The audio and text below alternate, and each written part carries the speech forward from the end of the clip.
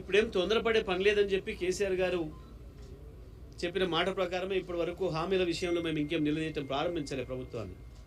కానీ ఈ ప్రభుత్వం కొత్తగా సృష్టించిన సమస్యలు, ప్రజల్ని పెడుతున్న ఇబ్బందులు, ప్రభుత్వ నిర్ణయాల వల్ల, అధికారుల అత్యుత్సాహం వల్ల, పోలీసులకు మీరిస్తున్న డైరెక్షన్ల వల్ల, వాటి తప్పుల వల్ల జరుగుతున్న ఇబ్బందుల్ని ప్రజల దృష్టికి తీసుకురావాలని చెప్పి బీఆర్ఎస్ పార్టీగా మేము ప్రయత్నం చేస్తున్నాం. ప్రధానంగా హైడ్రా పేరు మీద ప్రజల ఇల్లు కూల్చింది కావచ్చు, మూసి ధనదాహంతో ఇతరులకు భూదాహాన్ని తీర్చడం కొరకు రేవంత్ రెడ్డి ప్రభుత్వం చేసిన ప్రయత్నం, ప్రజల్ని ఇబ్బందులు పెట్టడానికి ప్రయత్నం, దాంతోపాటు లగచెర్ల ఇతర ప్రాంతాల్లో రైతుల భూములను గుంజుకోవడానికి ప్రభుత్వం ఏదైతే ప్రజల మీద దాడి చేస్తుందో, ప్రజల్ని హింస పెడుతుందో, ఈ విషయంలో మేము బయట పోరాటం చేసినాం, ఆ రైతులకు మద్దతుగా నిలబడ్డాం. ఇవాళ శాసనసభలో కూడా ఏదైతే మొన్న లగచెర్ల రైతులకు బేడీలు వేసినరో, ప్రత్యేకించి ఒక రైతు గుండెపోటు వస్తే స్వయంగా ప్రభుత్వ ఆసుపత్రి హైదరాబాద్కు తీసుకువెళ్ళండి అని చెప్పి, ఇంకా మంచి వైద్యం అవసరం ఉంది అని చెప్పి రికమెండ్ చేస్తే ఏకంగా బేడీలే వేసి తీసుకొని వస్తున్న సందర్భం. తన గుండె నొప్పితోని నడవడమే కష్టమైన పేషెంట్కు బేడీలు వేసిన ప్రభుత్వం. ఒకవైపు ముఖ్యమంత్రి గారేమో జైపూర్లోనో ఉదయపూర్లోనో విహారయాత్రలు చేస్తున్నాడు, ఇంకొక వైపు ఇక్కడ ఆయన పోలీసులేమో ఆయన ఇచ్చిన ఆదేశాల మేరకు లగచెర్ల రైతులకు బేడీలు వేసి ఆసుపత్రిలో తీసుకుపోయే పరిస్థితిలో ఉంది. ఇది ఇవాళ ఈ రాష్ట్ర ముఖ్యమంత్రి, ఈ రాష్ట్ర ప్రభుత్వం చేస్తున్న పని.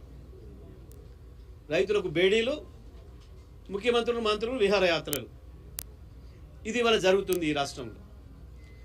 మేము ఇవాళ ఈ సమస్య యొక్క ప్రాధాన్యతను దృష్టిలో పెట్టుకొని ప్రభుత్వం దృష్టి తీసుకుపోవాలని, అది చర్చ చేయాలని చెప్పి మేము ఇవాళ శాసనసభలో వాయిదా తీర్మానం అడిగితే ప్రభుత్వం పారిపోయింది. ఆ చర్చను తీసుకోవడం ఇష్టం లేక, జరిగిన వాస్తవాలను వినడం ఇష్టం లేక ఈ ప్రభుత్వం పారిపోయింది.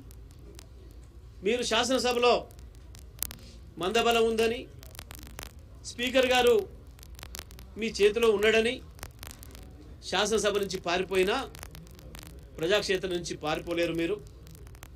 మేము స్పీకర్ గారికి పదే పదే విజ్ఞప్తి చేసినాం, మీరు స్పీకర్గా కూర్చున్నప్పుడు మీరు కాంగ్రెస్ పక్ష నాయకుడిని, కాంగ్రెస్ శాసనసభ్యుని అనే విషయం మర్చిపోవాలి. ఇది ఎక్కడైనా ఉన్నదే, ప్రపంచంలో, భారతదేశంలో, అన్ని రాష్ట్రాల్లో ప్రతి చోట ఉన్నదే. ఒకసారి మీరు స్పీకర్ అయిన తర్వాత కాంగ్రెస్ పార్టీ పక్షపాత వైఖరి చేయడం, ప్రభుత్వ పక్షపాత వైఖరిలో ఉండడం సరైనది కాదు. కనీసం క్వశ్చన్ అవర్లో కూడా మా సభ్యులు అడిగితే, మా సీనియర్ సభ్యులు అడిగితేనేమో సమయం ఇవ్వమంటే అందులో మీ పేరు లేదు, ఇవ్వము అని మాట్లాడటం. అదే ప్రభుత్వ పక్షం వైపు నుంచి పేరు లేని వాళ్లకు కేవలం సబ్జెక్టు లేకుండా బూతులు మాట్లాడే వాళ్ళకు కూడా అవకాశాలు ఇచ్చే పరిస్థితి. మా ప్రశ్నలు వచ్చే సమయానికి వాయిదా వేయటం. మేము చాలా స్పష్టంగా చెప్తా ఉన్నాం, స్పీకర్ గారు ప్రభుత్వంలో భాగం కాకూడదు. లగచెర్ల విషయం మీద ఎట్టి పరిస్థితులలో కూడా మా పోరాటం కొనసాగుతుంది. లగచెర్లనే కాదు, అది రామన్నపేట కావచ్చు, అది దిలావర్పూర్ కావచ్చు, అది ఇంకొకటి కావచ్చు.